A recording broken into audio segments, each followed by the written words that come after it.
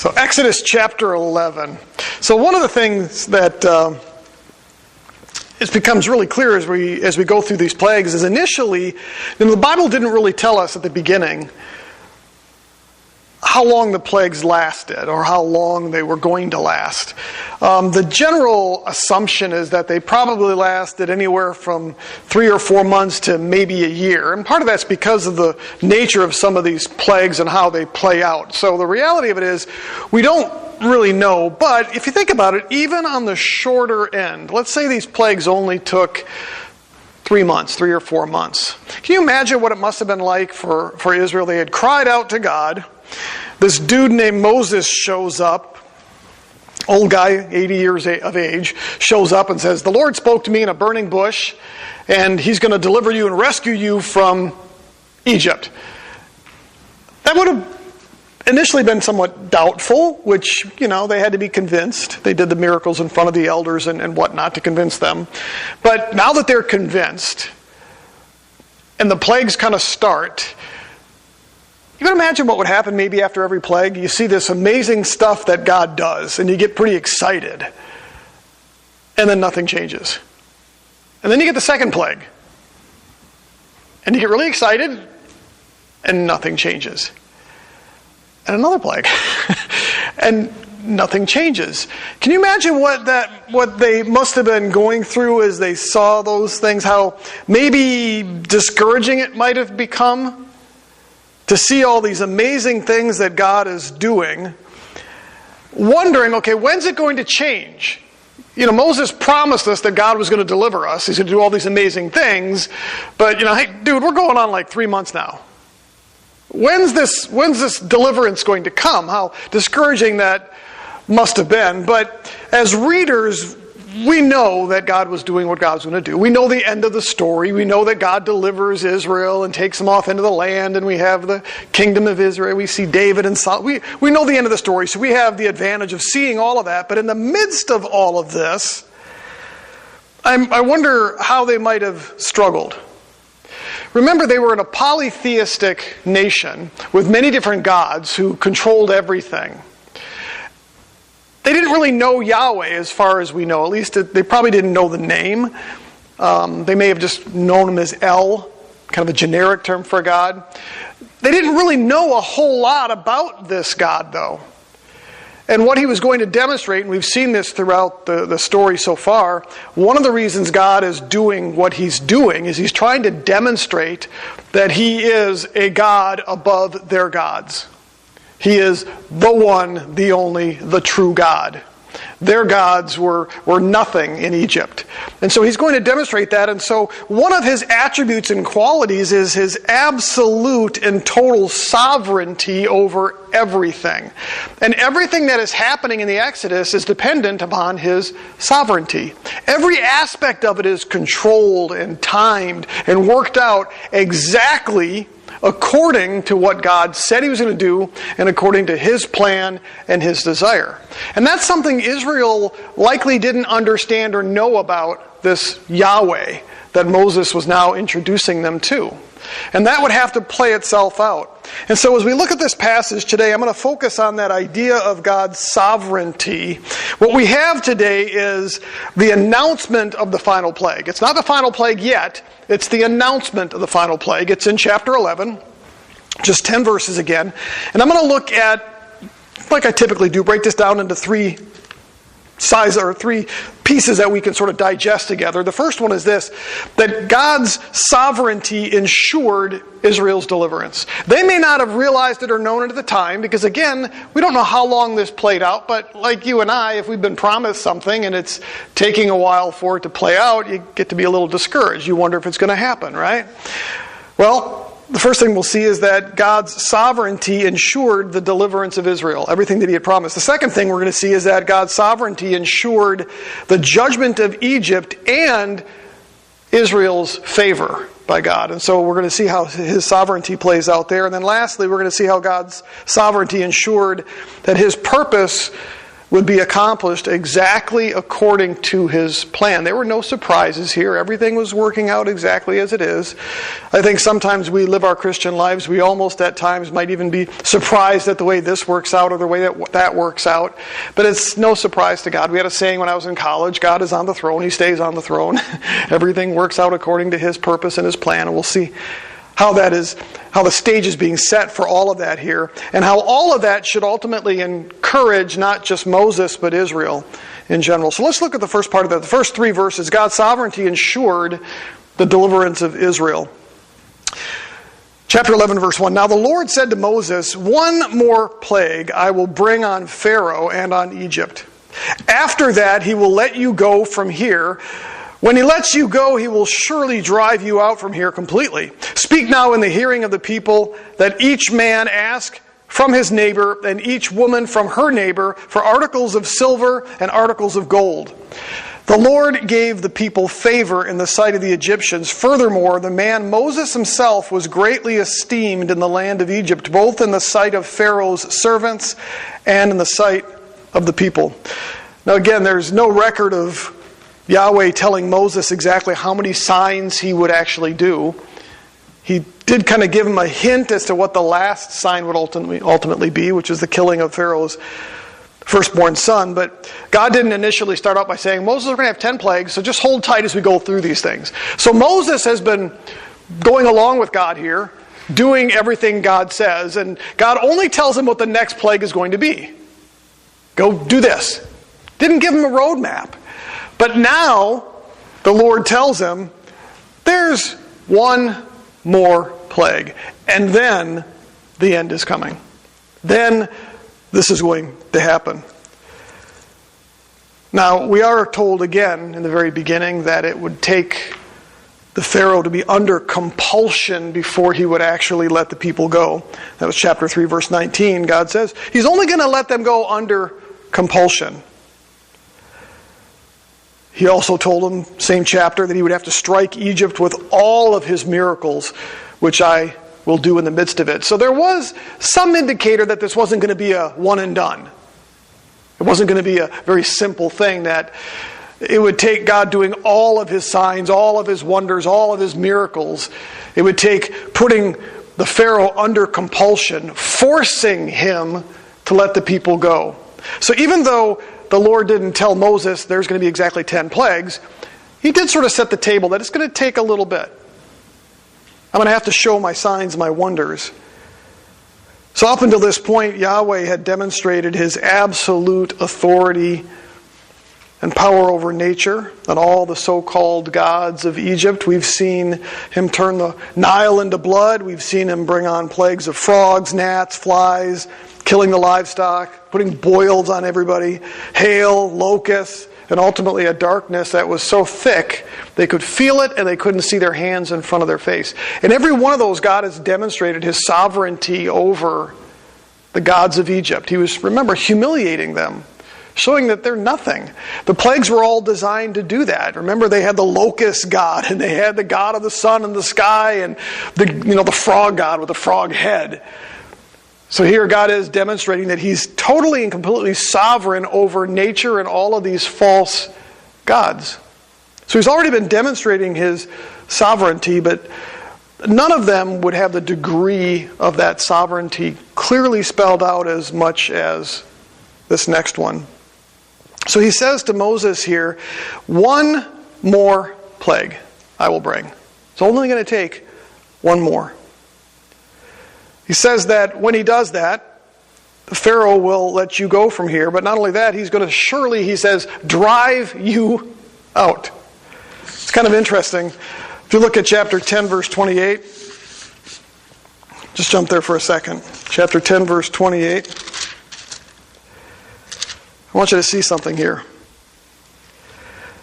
What we're looking at in these first couple of verses here of chapter 11 is sort of, what I call it, parenthetical. Parenthetical. If you look at chapter 10, verse 28, it says, Then Pharaoh said to him, Get away from me, beware, do not see my face again, for in the day that you see my face you shall surely die. So Moses said, You're right, I shall never see your face again. Moses didn't leave at this point. This what we see in verse 11, these first few verses, are sort of a flashback, meaning God had said to Moses previously that there would be one more. We don't know exactly when he told him that. It may have been while there was darkness on the land the Lord spoke these things to them. And we're going to see that Moses doesn't actually leave until later in the chapter. So this is kind of reflection back that God had told Moses at some point during probably that last plague that there would be this period or this final plague where he would ultimately be forced to let the people go. How many of you guys have an NIV translation? Anybody here? No? Okay. If you did, it's interesting. The NIV translates this as, now the Lord had said to Moses. Meaning, it's not like the Lord is speaking this to Moses right now. It's that he had told him this previously. So there's some slight changes in the different translations to kind of allude to this, that what we're going to see here is this is sort of like, again, sort of a parenthetical thing that the Lord spoke to Moses probably before this, and Moses is now still standing in front of Pharaoh. He hasn't left the Pharaoh yet. So again, verse 1 and 2 there are basically sort of, again, something that happened just previous to this. Now what Yahweh had told Moses was that he had this one more plague to execute against Pharaoh. And he says that he would surely drive them out as a result of this plague. Jump to chapter 12, verse 31. 12, verse 31. This is what takes place after the plague. Then he called for Moses, that's Pharaoh, and Aaron at night, and he said, "Rise up, get out from among my people, both you and the sons of Israel, and go, worship the Lord as you have said. Take both your flocks and your herds, and as you have said, and go, and bless me also."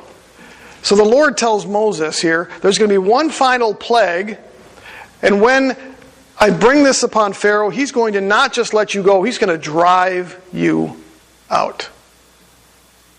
And we see that in the end of chapter 12 there, where he does just that. Take your stuff. Remember earlier how he had tried to negotiate? Well, I'll let the men go, but you can't take anybody else.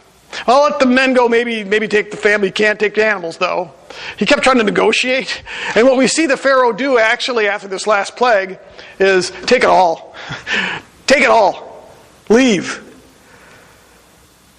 But do you notice something else that takes place here? He says that when they leave, Yahweh instructed the people to talk to the Egyptian neighbors and ask them for stuff.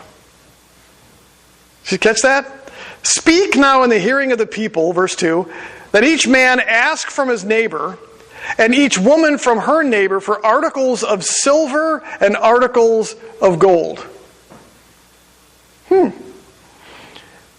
Verse 3, the Lord gave the people favor in the sight of the Egyptians.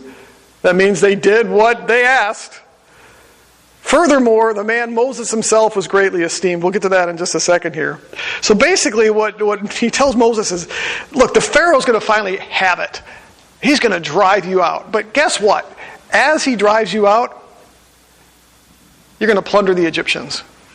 You're going to take their silver and their gold. Just ask them, and they're going to give it to you. And so that's exactly what Moses tells the people to do. Ask your neighbors for gold and silver. And it says, and God gave them favor in the sight of the Egyptians, so the Egyptians did just that. They gave them their silver and their gold. That's exactly what the Lord told Moses was going to happen. If you go all the way back to chapter 3, he had already told him this was going to happen. Chapter 3, verse 21. "I will grant this people favor in the sight of the Egyptians, and it shall be that when you go, you will not go empty-handed." Remember, they had been slaves. They didn't have a whole lot. They had their flocks and their herds, but they probably didn't have a whole lot. "But every woman shall ask of her neighbor, and every woman who lives in her house, articles of silver and articles of gold and clothing. You will put them on your sons and your daughters. Thus you will plunder the Egyptians." And God says that's exactly what's going to happen. He promised it beforehand. He now says this is exactly what's going to happen. It says here that he actually gave them favor. Hasn't quite happened yet. They were in the process here. And so he says that they're going to basically plunder the Egyptians. Chapter 12, verse 36, we see this actually start to take place. And the Lord had given the people favor in the sight of the Egyptians so that they let them have their requests. Thus, they plundered the Egyptians. It's interesting. They go from being slaves to now walking out with wealth. Gold and silver and even clothing. It says they were able to put the clothing on their kids. Payback, restitution, whatever you want to call it. We find out elsewhere, I think it's in the Psalms, where it basically says the people were really glad they were leaving. So in essence, they were saying, yes, you want the gold and silver? Take it, just leave. Just go, get out of here.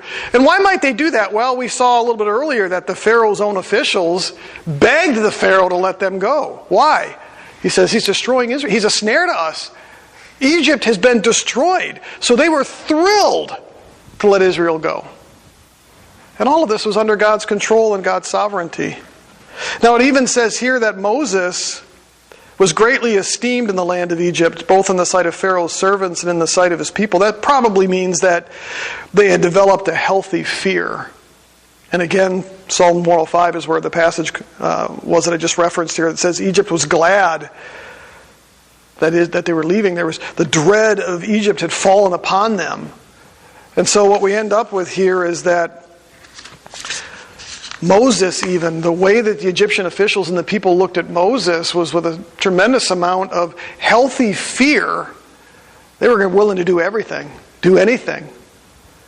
They wanted Israel to now leave, to take their stuff and go, and they were so thrilled to kick them out of Egypt. It's take the stuff too. Take our gold, take our silver.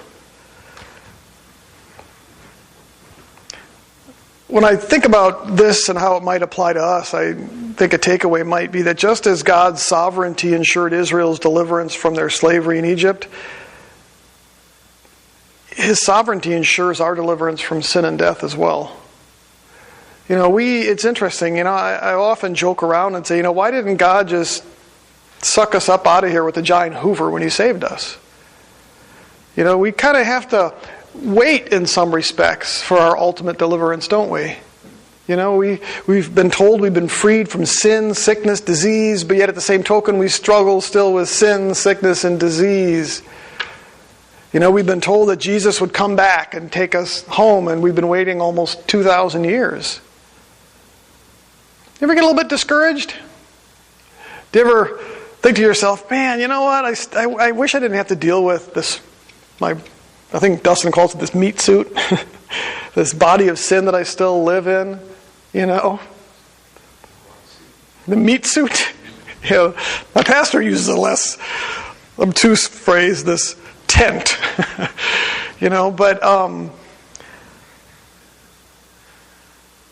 I think about even our culture and our society around us and how it used to be there was a time where almost everybody believed in a divine being, believed in God.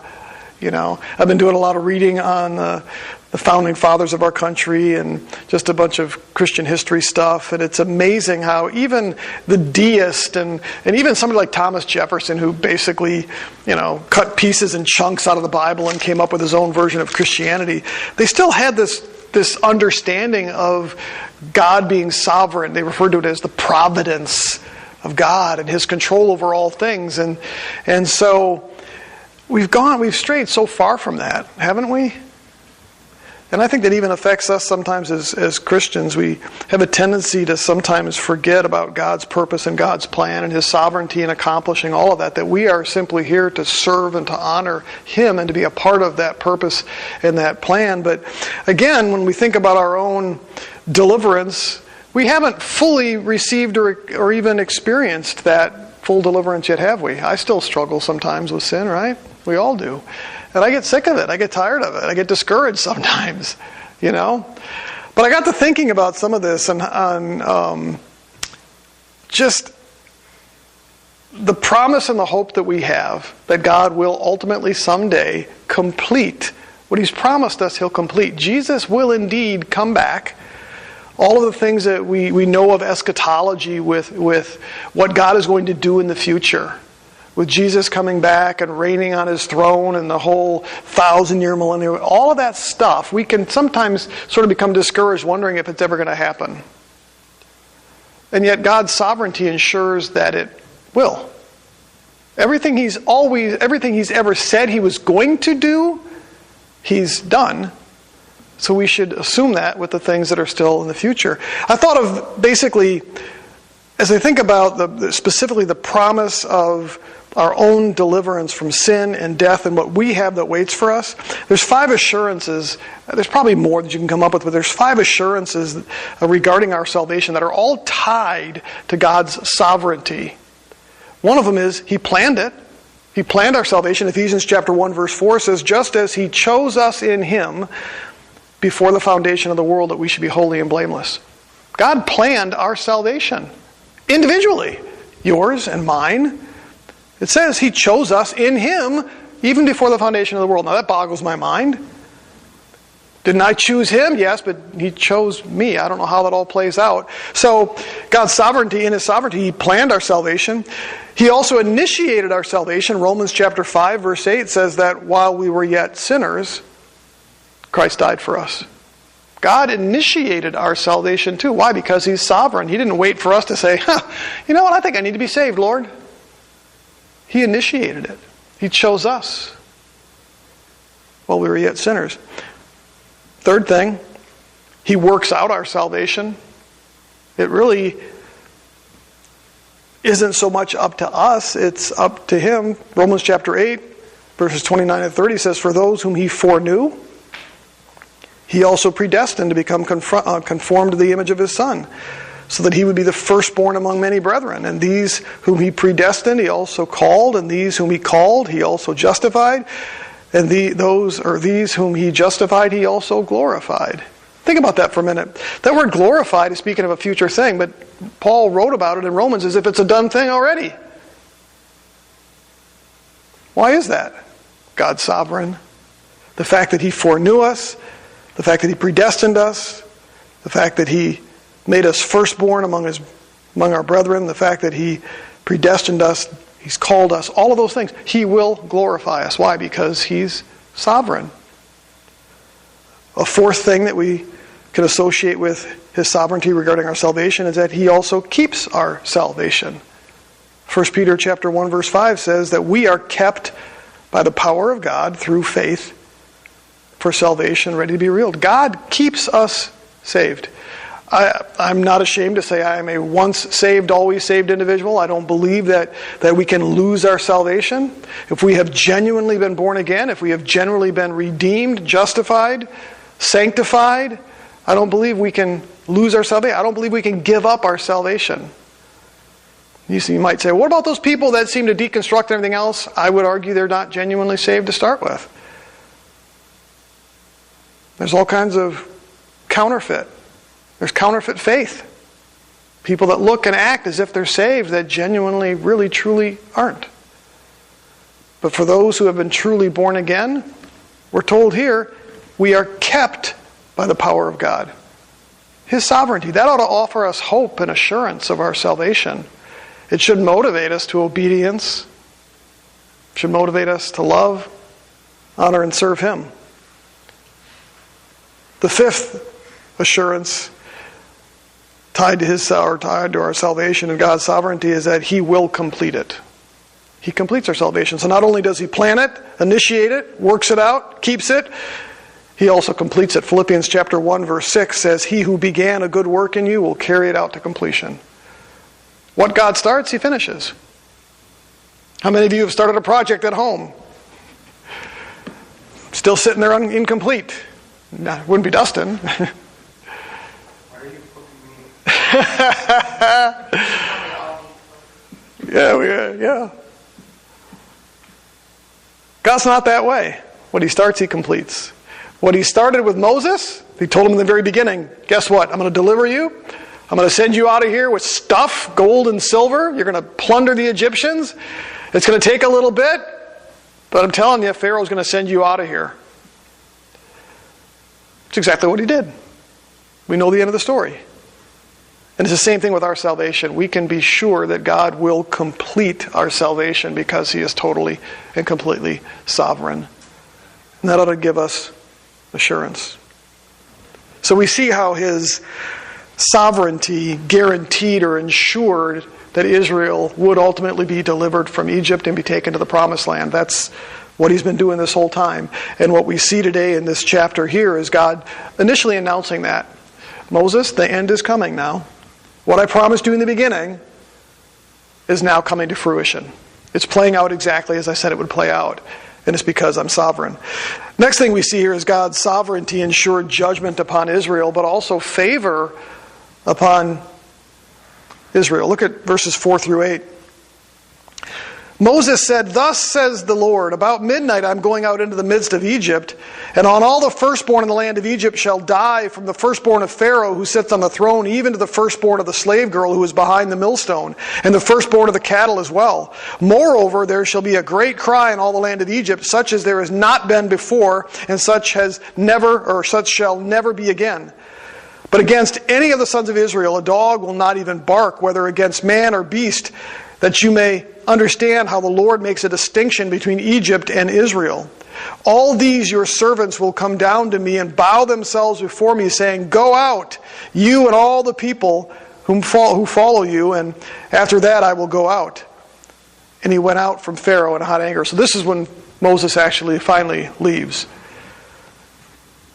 So we see here that God's sovereignty is going to ensure His judgment upon Egypt, but His favor upon Israel. What do I mean by that? Well, throughout the Old Testament, Yahweh referred to Israel as His own possession among all the nations of earth. He told them He would bestow His favor upon them like no other nation. They were to be a holy nation set apart to Him. They'd be His people, and He would be their God. We see that repeated numerous times. Exodus chapter 6 verse 8 says that He would take you for my people, and I will be your God, and you shall know that I am Yahweh your God, who brought you out from under the hard labors of the Egyptians, and I will bring you to the land which I swore to give Abraham, Isaac, and Jacob, and I will give it to you for a possession. I am Yahweh. So what we see in this last plague is God displaying not just His judgment upon Egypt, but His favor upon Israel. This final plague here was going to be the most severe of all. He says about midnight, He was going to go out into the land of Egypt. And essentially, every firstborn in Egypt, of the Egyptians, both adult and children, of their cattle and livestock, the firstborn would die. It says here, the firstborn of Pharaoh who sits on the throne, but even the firstborn of the servant girl who's behind the millstone, and the firstborn of the cattle. He said it would be so great that there'd be a cry in all of Egypt such as there had never been throughout Egypt. We learn later in chapter 12 that there wasn't a single home among the Egyptians that didn't have somebody dead. Now think about this for a minute. What we know of Egypt at this time was there was probably a couple of million people. Some estimates are between 2 and maybe 4 million. Imagine how many dead that would be. And it wasn't just the children. If you were a firstborn male adult, it included you as well. Every firstborn. Now the question would be, and people have asked this, and Dustin and I debated this. I think we even arm wrestled over it. Did it include only firstborn males, or was it all firstborns? I'm of the understanding that it was firstborn males only, and there's a number of reasons for that. I don't know if who won the arm wrestling match? I don't know. Who always wins? Usually me. Just because I'm a bully. That's the way it works, right? It's been debated by some of the best scholars. The reason there's a debate over it is because the Hebrew text doesn't say firstborn sons. It just says firstborn, or firstborns, plural. And the plural form can be used of both male and females when they're grouped together. Okay? It's kind of like parents. If you're going to use the word parent, say in Greek, you're talking about male and female, you're going to use the male form, the plural male form of the word. And so it's hard to say, is this just firstborn males or firstborn females? However, in almost every single case in the Old Testament, I think, let me get it right here, only 6 instances in the Old Testament where firstborn refers to females. In every other instance, it appears to apply primarily to firstborn males. Again, it is used of firstborn females, but only 6 times that I can tell. The other thing you have to keep in mind is that one of the ways God asked Israel to commemorate this event was to sacrifice firstborn male, not sacrifice, good grief, to consecrate firstborn males. And that's really clear in the text. So the fact that God said, to remember this event, I need you to consecrate, set apart firstborn males, would imply that it was only firstborn males that were killed in the last plague here. The other thing I would add to it is God did tell Yahweh, I'm going to kill your firstborn male. He didn't just say, I'm going to kill your firstborn, but did tell him he's going to kill his firstborn son. So I'm of the impression, and I think this is probably the majority position within scholarship, is that this plague really was targeted at only firstborn male children in Egypt and the livestock. So you can disagree with that. I don't think it changes a lot. But it seems to be that God was specifically targeting the firstborn male. And there's good reasons for that, because the firstborn male played a significant role, especially, and not just in ancient Near Eastern culture, but especially within the Egyptian culture. But what we do see here is that the only ones that would be spared were the Israelites. Didn't affect them. He makes a distinction. In fact, if you look at verse 7, I think it is here, it says, but against the sons of Israel, a dog will not even bark. It appears that that's probably an idiom, basically a common saying, that no injury, no harm in any way would come to Israel. In fact, so much so that a dog wouldn't even growl or bark. Or we've got this neighbor, and they've always done these, I guess you might call them shelter dogs, and they've always had anywhere from 2 to 3 of them at a time. And I don't know what it is, but they have always been barkers. I mean, I walk out in the backyard, and these dogs are at the fence. They leave their sliding doors to their patio or whatever open, a crack, so the dogs can come in and out of the house all day long. And literally, every time I go out there to mow the lawn or walk in the yard, they come up to the fence and they're just growling and snarling. And I have tried, I've given them treats, I've been friendly to them, They hate everybody, it seems. I don't know, they must be okay in the house with the family and stuff. But that's kind of the idea there. I walk out of the house and the dogs are like, if there wasn't a fence there, they'd probably come after me, right? Well, the idiom here is that no harm's going to come to Israel, so much so that a dog won't even bark at them. They're going to be totally left alone. He says that he's going to make a distinction. In fact, he tells the Pharaoh here, when he announces this, that it's going to be so that they know Yahweh makes a distinction between Egypt and Israel. We've seen this distinction before. In fact, 2 other times, chapter 8, verse 22, with the plague of flies, it says, but on that day I will set apart the land of Goshen where my people are living, so that no swarm of flies will be there, in order that you may know that I, the Lord, am in the midst of the land.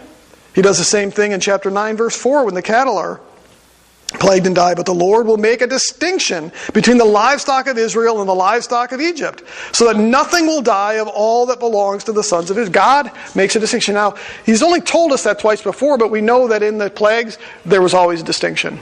Israel did not suffer. God did not pour out his wrath on Israel. He poured it out on Egypt. That was the whole point. He had made a distinction between Egypt and Israel. He showed favor to Israel and judgment to Egypt. So that was the way that God works. The result of all of this, if you look at verse 8, all of these your servants will come down to me and bow themselves before me, saying, go out, you and all the people who follow you, and after that I will go out. So Moses says that literally the officials are going to come and bow down before him, in essence begging him, leave take your people out. Now think about this for a minute. We're always, and I think this was the same, probably even more so back in the days of Moses here, because they had gods for all the natural occurrences. Can you think what happened when you had some of these plagues, like the flies coming? And the Egyptian officials kind of going, well, how come we got all the flies and Israel didn't? Or how come we all got boils on us and they didn't? The natural tendency would be to come up with some kind of explanation for it, right? Some kind of natural explanation. We do the same thing here. In fact, even within the Christian church, so many times people try to explain some of the miracles we see in the Bible through natural means. And even there's a movie out on the Star of Bethlehem, and they try to prove the Star of Bethlehem is a real event in the Bible by trying to claim that it's some type of natural phenomenon and part of science, and they can prove it.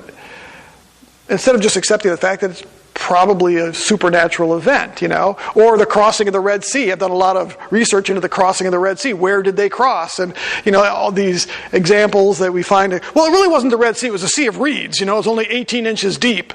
And then, the typical answer to that is, wow, that really is a miracle then. The fact that God took Egypt or Israel over across the Sea of Reeds and 18 inches of water, that's probably even a better miracle than the crossing of the Red Sea. Why? Because the whole entire army was drowned in 18 inches of water. But we kind of look for natural tendencies or natural things sometimes to prove supernatural events.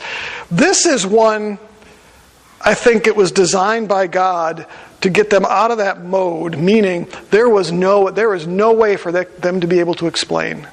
There is no natural way. They could maybe argue, well, all those frogs came up, and then after the frogs, because they were all dead and the foul smell, that's what brought the flies. Okay, yeah, you can maybe argue that, But there is no way that Egypt could figure out some type of natural explanation for why you've got 5 boys in the household, and it's the first one that died. In the house next door, they've got 4 boys, and it's the first one that dies. And the house next door has 2 boys, and the first one dies. There is no way that they'd be able to explain this, and what it ultimately led them to do was to beg Moses to leave. But beyond that, what God was trying to establish with this was, I make a distinction. He made a distinction between Egypt and Israel. Egypt, who worshipped all the pagan gods, and Israel, who would be his people and would learn to worship him. He makes a distinction. Now, I'm going to cover this just briefly because I think it's probably important. I'll even admit, I've struggled with this myself. Why did God go to this length? It seems a bit immoral, wicked, unjust is what people have said, that God would kill firstborn children. Innocent children in Egypt. Does anybody struggle with that a little bit? Meaning, of what we know about God with him being compassionate and think about Jesus and his love for children. Does anybody struggle with the thought that God would go to these lengths where he would literally take the lives of children to force Pharaoh to release his people from Egypt? Couldn't God have done something else to do this? I wish I had a better answer than what I'm going to give you, but I think it's an answer that we have to be willing to accept. But when we think about what God was doing here, go back to chapter 4, verse 22. God is looking at Israel, who was his firstborn. Israel belonged to God, and he referred to them as his firstborn. And Pharaoh was treating Israel as if they were his. And he was enslaving them, he was harming them. And so God, when he looks at Pharaoh, he says, "Thus says the Lord, Israel is my son, my firstborn. So I said to you, let my firstborn son go that he may serve me. But you have refused to let him go. Behold, I will kill your son, your firstborn son." Now, the reason I bring that up is because God's judgment against Egypt, in many respects, was equivalent to what the sin was. Does that make sense? Pharaoh had enslaved God's people, his firstborn, and refused. And we have to remember that God gave Pharaoh 9 times to obey. When we consider the nature of the crime, and we consider the patience and the endurance and the long suffering of God, it puts what he did here, I think, in better perspective. Now again, we might still sort of struggle with that a little bit. The other thing we have to keep in mind is that in the ancient Near East, especially among some of the kings and stuff, but especially within Egypt, oftentimes their kings were considered godlike or divine-like, and their own children were considered to be gods or godlike. And then when you put all this together and you see that what God is ultimately doing is he is trying to demonstrate to all of Egypt that he's the one true God and that these gods they worship are false gods. They don't control life. He controls life. Not just from the crops, but to fertility and everything else.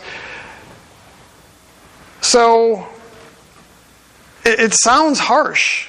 And I'll have to admit that it sounds harsh even to myself, that God would do what he did here. But I also know that God is just and he's righteous, and that the penalty for sin is equivalent to the nature of that sin. If we remember what he says in Romans chapter 1. Turn to Romans chapter 1, if you would.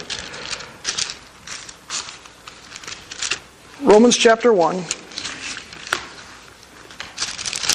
Whoops, get there.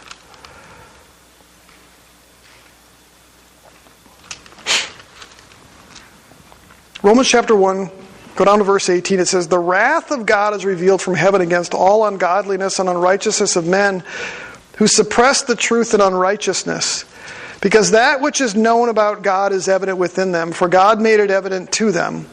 For since the creation of the world, his invisible attributes, his eternal power, and his divine nature have been clearly seen, being understood through what has been made, so that they are without excuse. For even though they knew God, they did not honor him as God or give thanks, but became futile in their speculations, and their foolish heart was darkened. Professing to be wise, they became fools, and exchanging the glory of the incorruptible God for an image in the form of corruptible man and of birds and four-footed animals and crawling creatures."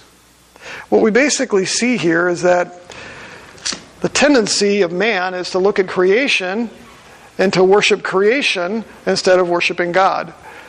Or taking God and his perfect image of who he is and turning him into things like animals and crawling things. Isn't that exactly what Egypt did? They turned God, if you will, into multiple gods, all looking like animals and insects. Remember the frog god and the locust god and all that weird stuff? Ultimately, what we see in this last plague here is this is what it would take for Egypt to see God as totally and completely sovereign, as the God of all gods, Yahweh. I'm convinced that if that had happened at any point prior to this, God would not have had to have done what he did in the 10th plague. God doesn't do more than he has to do.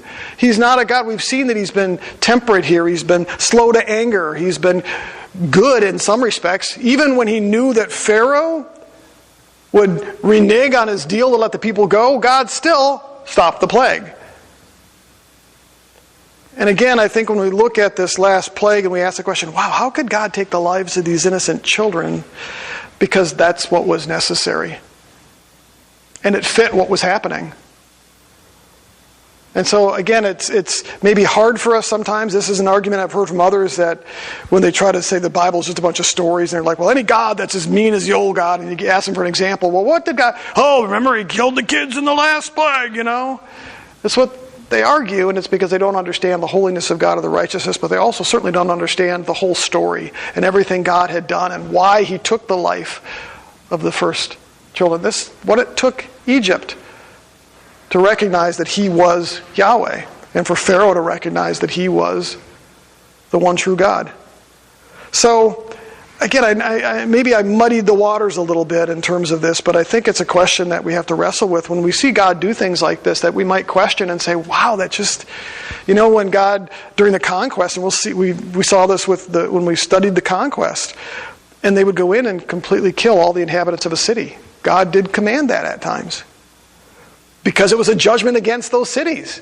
And the other thing we have to kind of keep in mind is that while in the New Testament, most of the focus is on individual sin and salvation, in the Old Testament, the focus is much more corporate. God deals with Israel as a corporate body.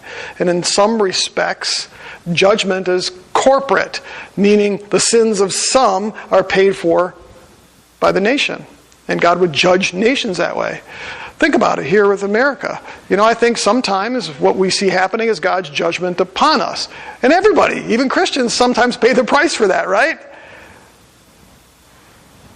So I don't know if that helps or hurts or muddies the water. The only solace I have in it is that as I think about what David says about seeing his own son, when David lost his first son with Bathsheba. How or why? Because of the sin with Bathsheba. Did that child deserve to pay the penalty for that? No.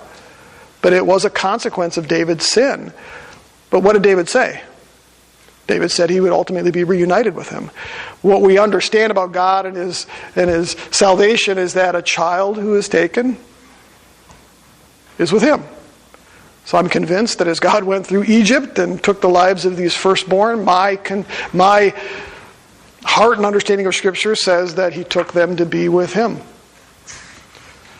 They would not have been raised, at least the young ones, those taken as children, would not have been raised in a pagan culture which may have ultimately led them to hell. Is that a consolation we can use? Is that what we call a rescue mechanism? Maybe so. But think about it.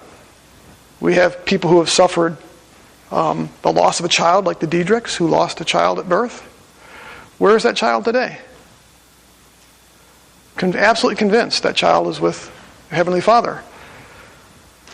So, again, I may have muddied the waters there a little bit, but at the same token, I think it's a question we have to ask, because it was a brutal thing. But this is what it took for Pharaoh in Egypt to finally say, take him and go. Leave. We recognize who you are as Yahweh. So, just as God's sovereignty ensured his favor upon Israel and his judgment upon Egypt, I think the same is true for us. Think about it. We live in a world that is just wicked.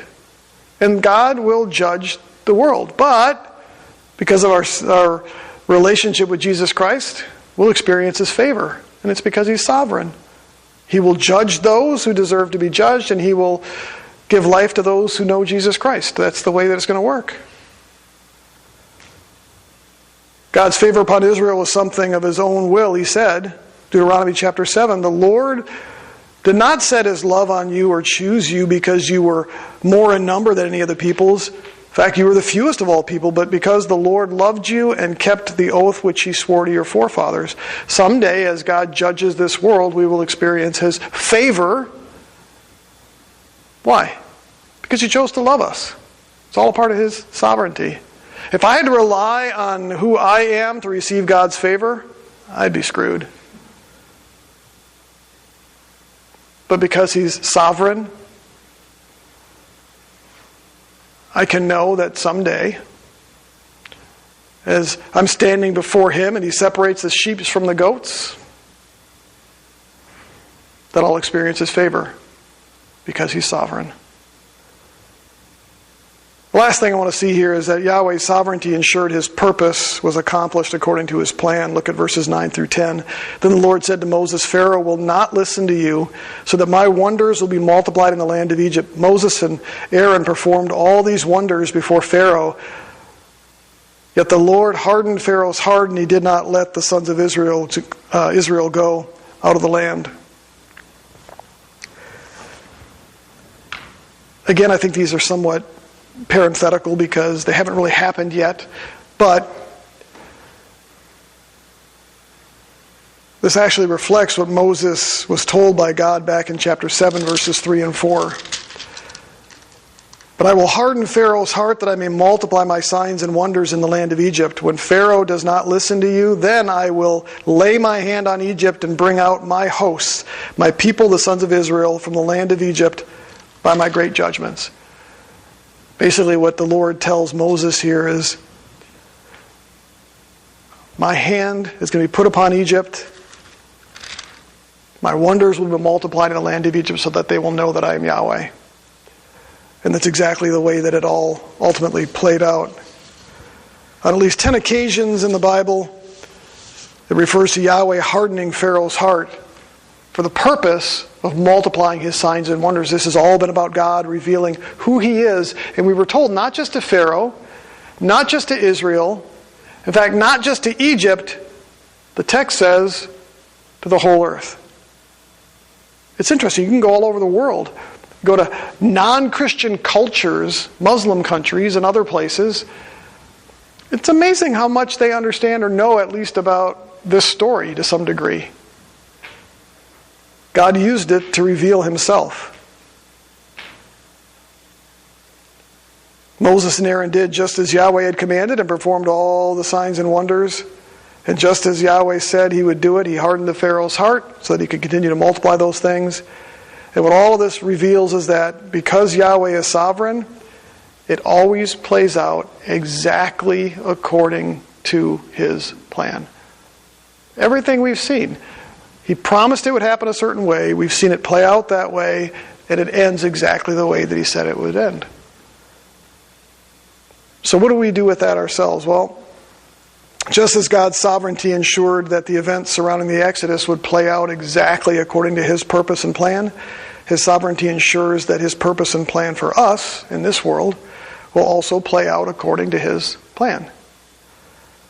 I get discouraged sometimes when I look around and I think, here in America, church is kind of imploding in some respects. I've been listening to a series, I just told Dustin and Matt this morning, The Rise and Fall of Mars Hill. It was about Mark Driscoll and his empire that he built and everything and how it collapsed. But so much of what they talk about in this podcast is just sort of the nature of evangelical Christianity around the United States, and why is it that we have these big mega churches being built but a lot of small churches are dying and falling apart, and why is it that the church is so much less effective today here in the United States than it is in other parts of the world where Christianity is kind of growing and exploding. And it gets a little discouraging at times until I sit back and go, but wait a minute, God is sovereign, which means none of this is out of his control. God is doing exactly what he set out to do, and he will continue to do it. I get discouraged sometimes when I think, where is Jesus coming back? Because he said he would come back, but I know that he will because it's all going to work out according to God's purpose and plan. And there's a certain amount of satisfaction in that, but there should also be encouragement in that as well. We have this book here that's filled with God saying what he would do and actually doing it, don't we? And yet sometimes we get a little bit discouraged. But we got a whole book that says he does what he says he's going to do. We shouldn't really get discouraged. And again, I go back to Moses and Aaron. I would imagine that Moses at this point, when God said, all right, one more plague, that Moses probably went, okay. Because he didn't know how long it was going to last. We saw him already get a little bit discouraged. The first time he went, and Pharaoh didn't respond positively, and he starts to whine to God a little bit. We see him settle down a little bit and just keeps doing what the Lord says to do. But I would imagine at this point, Moses probably was thinking, okay, Lord, one more. I'll share this one last thing here. I've been studying, obviously, quite a bit ahead. And what's kind of cool is when Jethro goes to visit Moses, it starts off by saying that Jethro heard all that God had done to deliver Israel from Egypt. But I love the fact that in the middle of that, when he goes and he sees Moses, that it says that Moses recounted everything that God had done for Israel. But then he even includes in that even some of the difficulties and the suffering they had. But the impression you get from the text is that Moses was excited to share what God had done. And imagine that for a moment. Being told what God was going to do, and then watching God play all of that out, and seeing how God did exactly that. And I think that's why we see Moses in the wilderness have as much confidence as he does, because he goes from this individual who tries to give God all these excuses why he shouldn't go, to ultimately fighting on behalf of Israel, if you will. The confidence that Moses actually had in the wilderness, even in spite of Israel not always wanting to obey or do everything they're supposed to do. I believe he became convinced in God's ability to carry out and do exactly what he said he would do. And so for us, as we think about what's happening here, as we think about the animosity and some of the disdain that we see, some of the increased persecution, if you will, that's happening here, more and more people having a distaste for what's happening with Christianity or other things, we shouldn't be discouraged. If anything, we should be encouraged. God's working it out according to His plan, and because He's sovereign, it'll all work out according to His purpose and plan, and all we have to do is remain faithful. Amen?